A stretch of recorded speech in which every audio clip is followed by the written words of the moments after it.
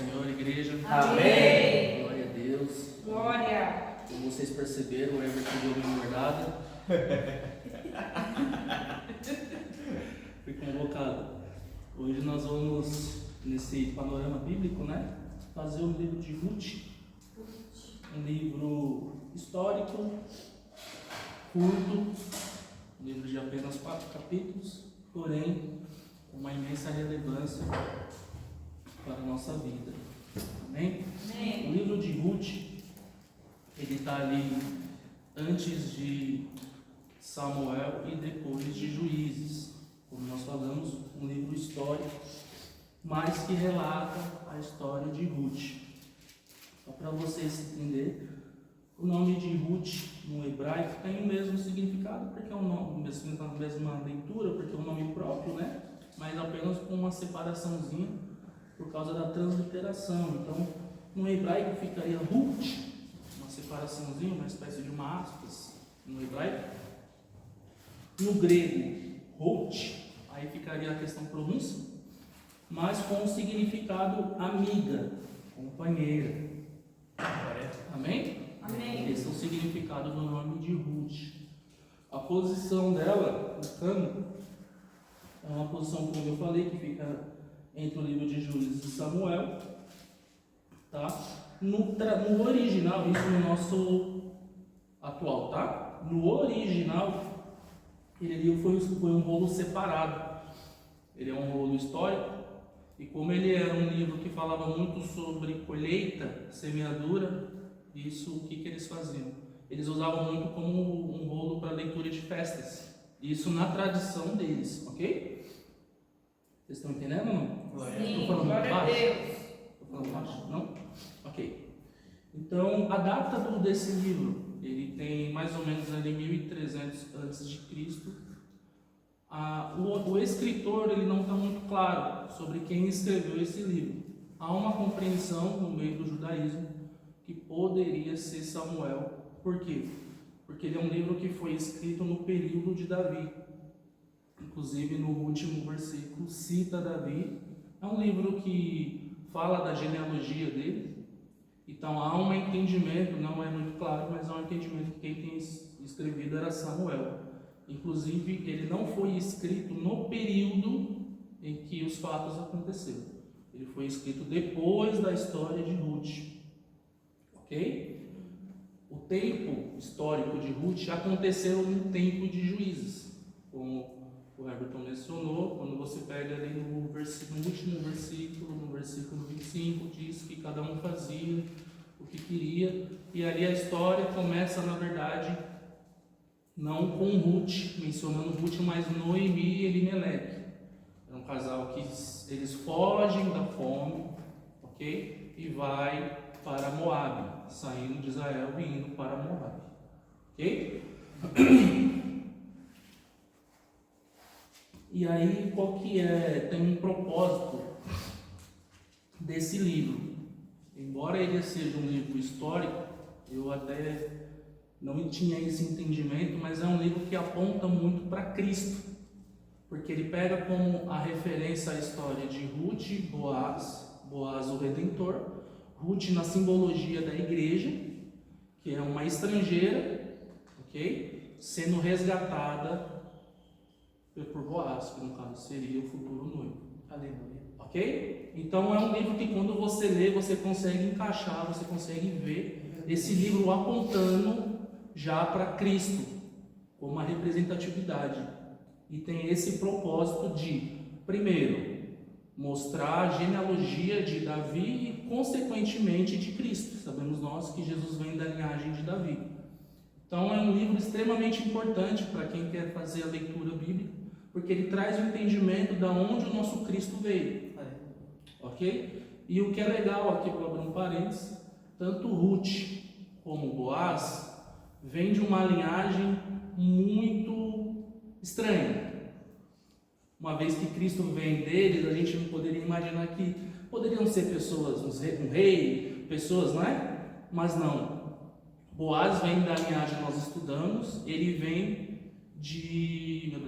da prostituta Raabe. Desculpa. Nós estávamos estudando o panorama bíblico Êxodo, Deuteronômio, lembra da história lá da queda de Jericó? Então, Raabe, quando tem a queda de Jericó, ela é integrada, como nós estudamos no Israel, e ali ela se casa. E quando ela se casa, ela tem um filho. Ali sai a linhagem de Boaz. Ok? Boaz, marido de Ruth. Ruth sai de Moabe. Que lugar é esse, Moabe? Nós também estudamos a queda de Sodoma e Gomorra, ok? Lá em Gênesis. Você lembra que teve lá o Ló, que foge, Deus dá uma ordem, e aí ele sai com a sua família, porém a sua esposa é paralisada porque olha para trás e ele fica com as duas filhas, ok? As filhas, com medo de que não teria homens na cidade, elas traçam um plano para ter uma relação com seu pai. Dessa relação, no caso a sua filha mais velha, nasce um filho. Esse filho se chama Moabe. Aí nasce a terra Moabe, consequentemente os moabitas. Era um lugar de gente pagão, eles adoravam outros deuses. Não é de uma linhagem que a gente tem ali uma irmandade com Israel, não. Ali sai uma galera extremamente pagã, até pelo início do seu nascimento, né? Nasce de um relacionamento incestuoso. Moabe, o pai dos moabitas. Dessa linhagem, dessa terra, tem Ruth. Mas o que é interessante aqui? Deus tira pessoas de terras diferentes que nós não imaginamos, une elas para um novo propósito, assim comigo e com você, ok? Fazendo então um panorama do livro de Ruth, nós conseguimos ver no capítulo 1 a decisão de Ruth. Então, no versículo 1 ao versículo 5, Elimeleque e a sua família se mudam de Belém para Moabe por causa da fome. Elimeleque morre, Malom e Quilom são os seus dois filhos. E depois que eu terminar aqui, eu vou citar uma questão que eu tenho esquecido. Eu esqueci de citar o texto, né? Então, depois que eu terminar, eles se casam com moabitas, no caso Ruth e Orfa, e eles também morrem. Então, antes de eu citar o texto, para vocês entenderem, Elimeleque e Noemi fogem, vão para Moabe. Eles já não estão em Israel. Embora eles estejam no tempo dos juízes, há uma fome em Israel. Então, para fugir da fome, eles vão ficar em Moabe.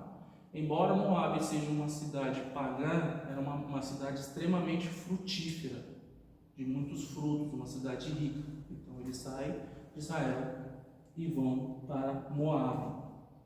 Como o pregador está meio baqueado, ele esqueceu do texto. Eu peguei um texto muito conhecido aqui entre nós, eu queria ler com vocês, está lá no livro de Ruth 1,16. Quem pode ler para mim, por favor? Disse, porém, Ruth: dá-me para que te deixe e me afaste de ti, porque aonde quer que tu fores, irei eu, onde quer que pousares à noite, ali pousarei eu. O teu povo é o meu povo, o teu Deus é o meu Deus. Glória a Deus. Tem um outro texto-chave que fala exatamente da redenção. Mas eu quis usar esse texto porque eu acredito que esse é um dos textos mais conhecidos no nosso meio, usado muito inclusive em casamentos. É um texto um dos primeiros textos que eu ouvi.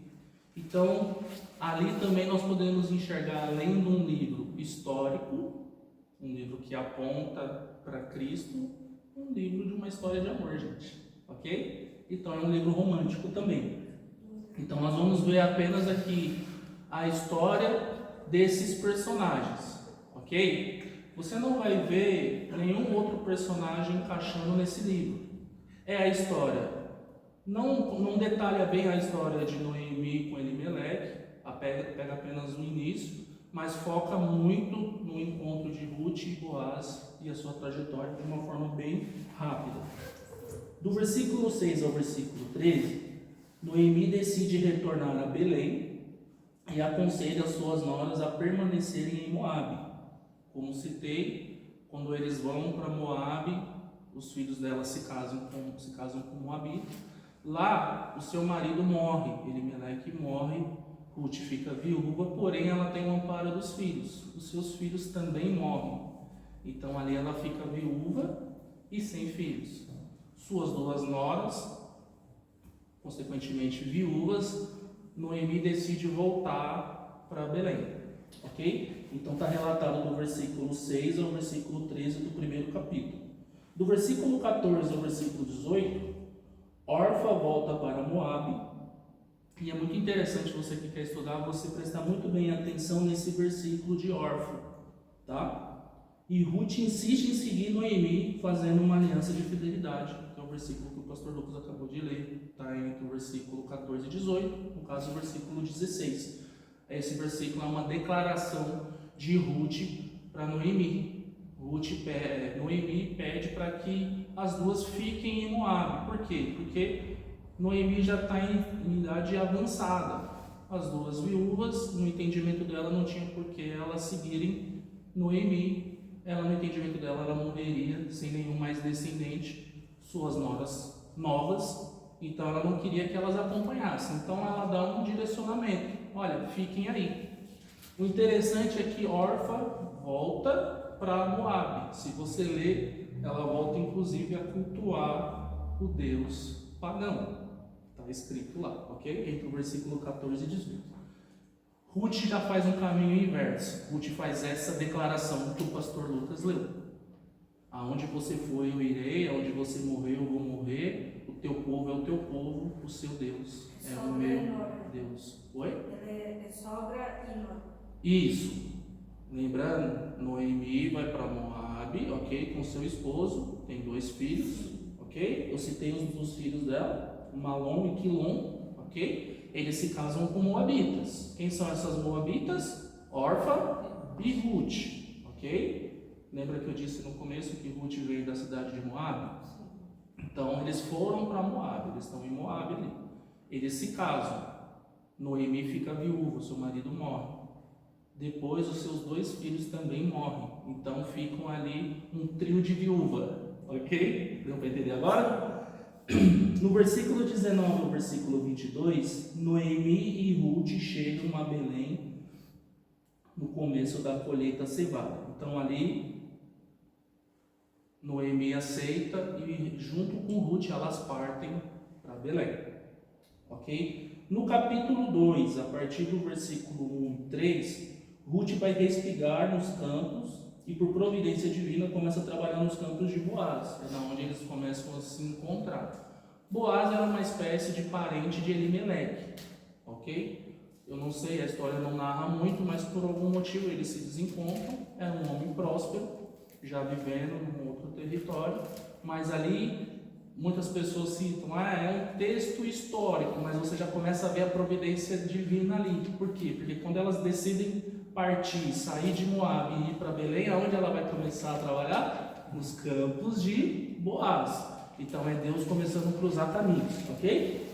Do versículo 4 ao versículo 7, Boaz chega ao campo e se informa sobre Ruth. Ele começa a ter informações, sempre tem aquela moça que está trabalhando, ok? Versículo 17 ao versículo 23, Ruth retorna para Noemi e conta o que aconteceu. Noemi reconhece a mão de Deus e identifica Boaz como possível resgatador. Abrindo um parente, por que resgatador? Porque naquela época, quando uma mulher ficava viúva, quando ela morria, ok? Era a tradição de que quando alguém morre, buscavam um parente mais próximo, para que pudesse se casar. E aí por que resgatador? Porque se ela não encontrasse ninguém, toda aquela herança era leiloada. Elas perdiam aquela terra. Então por isso que vem essa mensagem de resgatador. Porque, obviamente, Elimeleque tinha suas terras, suas posses, ok? Ele morre e fica para Noemi. Então, a primeira na linhagem para se casar não é Ruth, é Noemi. Mas como Noemi está numa idade avançada, Deus começa a colocar Ruth no caminho de Boaz. Ok? Deu para entender? Então é citado como resgatador justamente por isso. Não só para que elas não pudessem ficar sozinhas, mas para também preservar aquilo que elas tinham. Amém? Amém? No capítulo 3, a partir do versículo 1 e versículo 5, Noemi orienta Ruth a buscar segurança junto a Boaz, seguindo o costume do resgate, que é o que eu acabei de dizer. Ou seja, Noemi aconselha Ruth a se casar com ele. Do versículo 6 ao versículo 13, Ruth encontra com Boaz na eira e lhe pede para ser o seu redentor. Boaz aceita, mas informa que há outro parente mais próximo. Mais um problema aí. Abrindo um parêntese, Noemi falou: você vai dar ideia no Boaz. Um pouquinho de descontração, não. Isso aconteceu comigo, acredito, com o Herbert e com o Lucas. E com o irmão. No versículo 14 e no versículo 18, Ruth volta para casa trazendo provisões. Noemi a instrui a esperar pela resposta definitiva. Amém?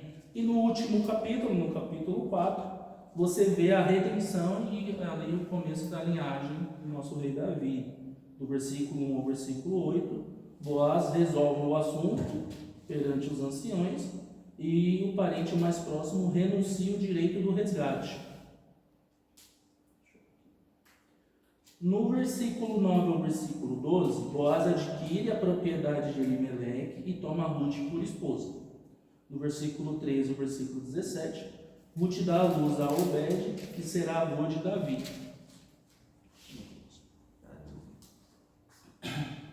E, para finalizar, do capítulo 4, do versículo 18 ao versículo 22, a genealogia de Pérez até Davi. Essa genealogia começa a mostrar, então, a linhagem. Ok? Então, assim, nós entrando agora nesse panorama, você consegue entender um pouquinho da história, como tudo aconteceu. Okay? Entrando um pouquinho mais na tradição, como foi citado, quando uma viúva morria, tinha ali as suas posses. Quando não se entendia de um parente, os anciões se reuniam e mostravam: ó, você precisa se casar com esse parente. Então eles apresentavam as suas terras. Quem iria assumir a mulher tinha que assumir também as suas posses. Existia um parente, eu não sei se é citado o nome, não é citado o nome do indivíduo, um parente mais próximo. Então, como que funcionava essa ideia de um parente mais próximo? Era uma espécie assim, ó, era um primo, sabe, mais perto, sobrinho da irmã, alguma coisa desse tipo. Lembra que a gente fala primeiro, segundo, terceiro grau? A gente tem essa ideia, uma questão sanguínea. É o filho da minha mãe, da minha tia, irmã da minha mãe, é um primo de sangue. E tem primos um pouquinho mais distantes, que é talvez o filho da prima, ok? A gente também chama de primo, né? Então, lá naquela época, a mesma forma. Tinha um parente mais próximo de Boaz ainda. Esse cara não é citado. Então, você vê ali que Noemi indica para Ruth revelar para Boaz, mas eles não sabiam que existia um intruso no meio ali. Então, quando eu vou falando, vai. Então, quando começa a surgir. Oi? Estranho, né? Assim, nessa época, que hoje em dia, pra gente é estranho você falar que você vai casar com seu primo, que você vai casar com alguém. Era a tradição daquela época. Daquela época. Por isso Mas que a a gente gente fala. faz esse negócio, né? Primo Na não minha é família parente, tem ok? primo com primo. Hã? Na minha família tem primo que casou, É. na família do Alan tem primo. Era a tradição. É que na minha família é o curso, né? Eu também tenho essa questão fui muito próximo das minhas primas, criado como irmã. Mas algumas famílias não é criado junto. Então, nesse costume, seguindo essa linhagem desse costume, acontecia dessa forma, ok? Quando uma mulher ficava viúva, buscavam os parentes mais próximos para que eles pudessem se casar. E assim, quando surgiu esse diálogo que nós lemos aqui nos versículos, aonde Noemi indica para Ruth, para ela revelar a Boaz que ele era um parente próximo, Boaz falou para ela: eu quero casar com você, eu quero ficar com você, exemplo. Só que tem um mais próximo do que eu. A Bíblia não fala, mas eu creio ali que ele traça um plano, porque eles precisam se reunir. E eu acho que Boaz fala: ó, se você quiser assumir Ruth, você vai ter que assumir a sogra, as terras, sabe como sogra é, mano? Deixa ela para mim, fazendo pela nossa tradição. Então, nesse plano, ele consegue o quê? Ele consegue com que esse parente mais próximo renuncie Ruth, ok? Então foi preciso uma renúncia desse parente mais próximo. Aí então Boaz assume as terras, assume a sogra, assume Ruth. E ali ele se casa, ok? Parte dali então a linhagem de Davi. Se você ler no último versículo, versículo 22, se você puder abrir lá, livro de Ruth, capítulo 4, o versículo 22, você vai ver ali, a partir do versículo 18, né, que é do 18 ao 22, ele começa a falar sobre as gerações, ok? Essas são as gerações. Pérez gerou a Erzon, Erzon gerou a Ram gerou a Aminadab gerou a Naasson gerou a Salmon, e Salmon é exatamente o esposo de Raabe, ok? Lembra que eu falei que Raabe se casa, quando ela é integrada em Israel, ela se casa com Salmon. Salmon gerou Boaz, ok? Aqui está dizendo, gerou é de pai para filho, ok? Boaz gerou a Obed. Lembra? Alguém já ouviu? Davi podia partir para Salomão, mas parte para Davi por quê? Porque Davi ele consegue concluir a obra de Deus. Lembra da catástrofe que nós lemos um livro muito difícil de ler de Juízes? Quando Israel se perde, é dominado, Deus levanta diversos juízes. Ele termina com o capítulo 21, 25, dizendo que não existia rei. Então Deus ele traça aqui um plano para quê? Para resgatar o seu povo.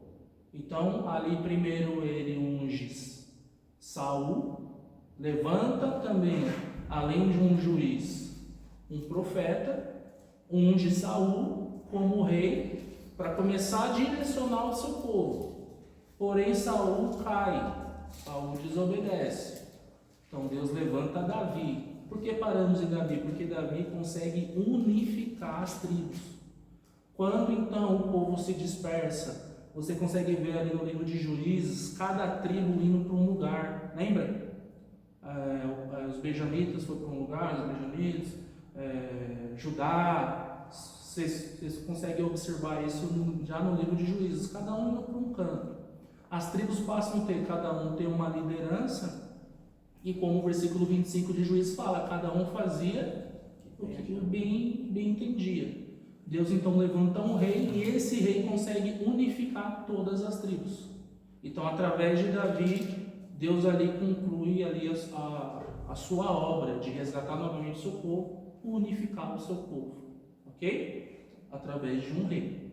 Apontando para Cristo, essa história é muito legal. Nós conseguimos enxergar o que? Ruth como uma espécie de igreja. Lembra que eu citei da onde ela veio? Então é uma espécie do que? Gentia. Por que gentia? Porque ela não fazia parte do judaísmo, ou no caso o judaísmo vem depois, né? Ela não fazia parte dos hebreus, dos israelitas, não era da linhagem ali de um povo escolhido. Então essa ideia gentil sempre parte disso, de um povo separado, um povo a parte desse povo, ok? E também por questões assim, era um lugar de uma terra pagã. Então nós conseguimos identificar o quê? Ruth como uma espécie de igreja mesmo, ok? Vindo de um lugar, vindo de uma terra pecaminosa, porém com um projeto, com uma obra de Deus na vida dela. Ela precisava de alguém que o resgatasse, porque naquele tempo as mulheres não tinham um posicionamento assim. Elas ficaram viúvas, elas vão lá e escolhem. Não, elas precisavam da ideia do parente mais próximo, como eu citei, e de um resgatador, de alguém que pudesse resgatar elas. Se não tivesse quem fizesse isso, elas ficariam sem terra. E em muitos casos surgem ali também algumas ideias, alguns escritores falam sobre isso, a ideia da prostituição. Muitas viúvas partem para a prostituição como uma forma de sobrevivência, que elas ficam sem terra, não tem parente, ok? Muitas por questão de idade morrem ali. Então assim, parte muito dessa ideia. O que Deus faz então? Traça o caminho de Ruth a Boaz. Boaz vem com um simbolismo de Cristo. Se você pegar a história de Boaz, um homem bom, generoso, rico, interessante, sozinho, não tinha esposa, a Bíblia não cita que ele tinha filhos, só tem uma ideia de que ele já tinha também uma certa idade. Mas Deus prepara o caminho dos dois para que eles pudessem se encontrar. Então ele resgata Ruth. assume, vocês conseguem entender? Ele assume uma espécie de dívida. Tudo que a Ruth tem, ele assume, ele traz para ele. Que é o que o nosso Cristo fez por nós. Ele assumiu a nossa culpa, os nossos pecados, ok? Para nos resgatar e tira Ruth da viuvez, ela se casa novamente. E aí ela consegue libertar. Não só ela, mas a sua casa. Porque quem era a sua família ali? Noemi. Ok? Glória a Deus. Glória a Deus. Então, assim, trazendo um pouco desse panorama, é um livro curto, mas assim, muito simbólico para nós.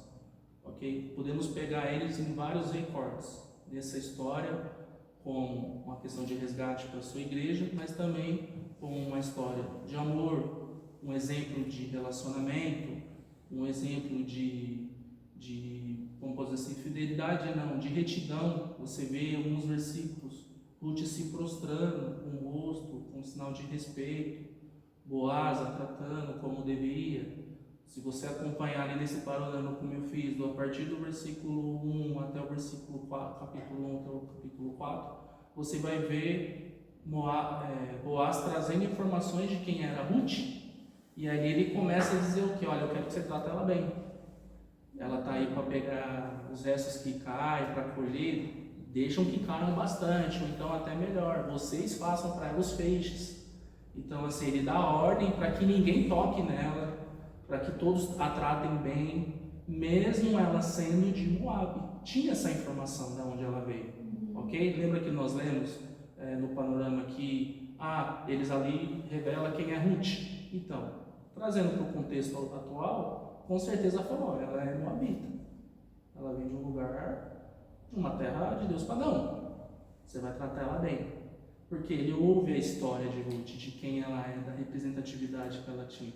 Então, desde o momento que ele se encontra, Boaz também tem um sentimento, tem um plano também de resgatar Ruth. Ok? Então, nós também conseguimos trazer então, um papel de um homem dentro de um casamento, de uma esposa, e o que Deus é capaz de fazer com histórias tão distintas, de pessoas que saem de linhagem tão comprometidas, mas que Deus faz uma obra e transforma o futuro deles. Glória a Deus. Amém?